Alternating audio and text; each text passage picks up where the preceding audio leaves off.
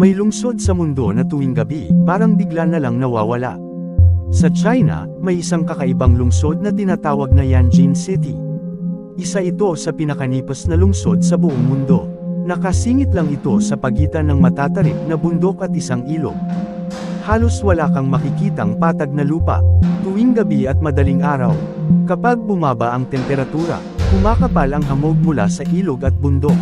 Sa sobrang kapal ng ulap at hamog, natatakpan ng buong lungsod, mga gusali, ilaw, at kalsada. Parang bigla itong naglalaho. Maraming unang beses na nakakita nito ang nag-aakalang multo o ilusyon. Pero ito ay totoong lungsod, totoong tao, at totoong buhay. Ayon sa siyensya, ito ay epekto ng geografiya at klima. Pero para sa mga nakasaksi, parang isang lungsod na kinakain ng ulap gabi-gabi. Kung gusto mo pa ng ganitong kakaibang kwento sa mundo, i-follow at i-share ang video na ito.